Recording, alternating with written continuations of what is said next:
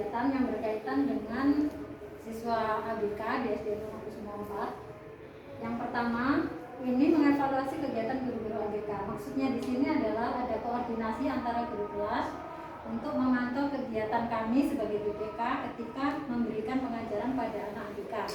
Nanti bisa bertanya apa-apa saja yang sudah kami berikan kepada mereka. Nomor 2, memanggil orang tua siswa ABK berdiskusi tentang perkembangan putra-putrinya. Nah, ini biasanya kita lakukan selama pandemi ini satu persatu. Kita video call orang tuanya untuk melihat perkembangan anaknya gimana selama mengikuti proses pembelajaran daring. Karena memang orang tua tidak boleh kesini ya. Yang ketiga, memberikan pendampingan cara menulis. Nah, kalau cara menulis ini kita bisa pakai media Zoom kalau memungkinkan dengan ada PPT. Kita udah buat sih, kita udah buat.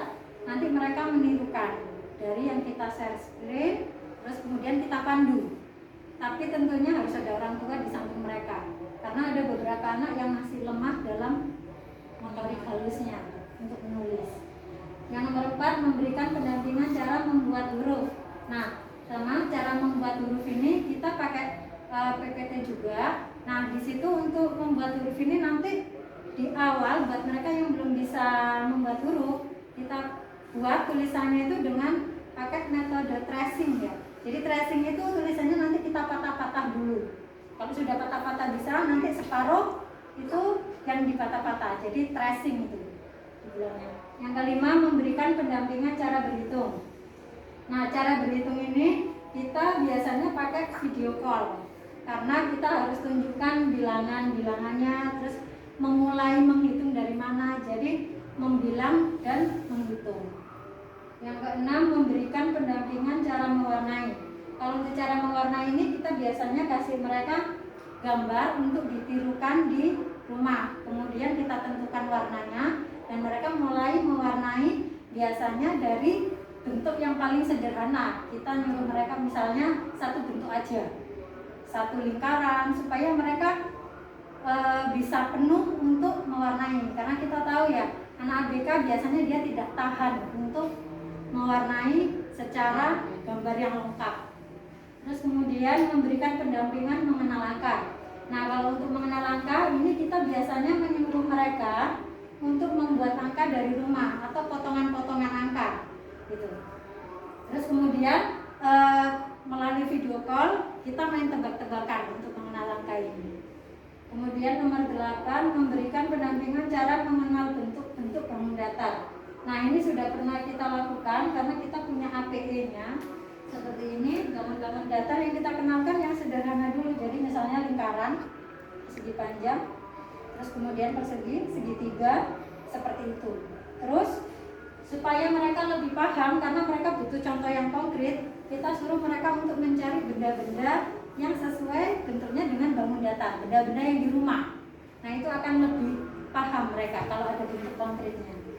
Terus kemudian yang ke-9, memberikan pendampingan cara merawat diri, makan, minum, kebersihan badan, menjaga kesehatan. Ini kita biasanya pakai SWE ya. Di situ kita kasih tutorial cara mereka misalnya menjaga kesehatan gigi, cara menyikat gigi yang bagus. Itu kita kasih tutorial dari video itu. Terus kemudian mereka menirukan, terus dikirim ke kami. Biasanya seperti itu. Mungkin ada yang mau ini apa ya? Oh ya, kalau ini tujuannya untuk kalau mereka sudah mengenal angka, mereka nanti bisa mulai untuk mempertajam ingatannya dengan memasukkan angka-angka yang dikenal. Puzzle. Ya, puzzle. Jadi puzzle rumah ini.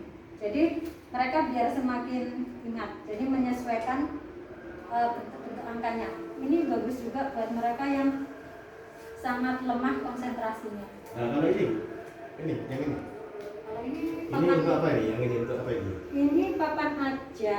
Ini bisa membantu mereka untuk membuat huruf dan menulis. Di sini lebih ke membuat huruf ya. Jadi ini bisa dipakai contoh. Terus kemudian untuk mereka yang belum hafal huruf, ini bisa untuk mereka mengelompokkan.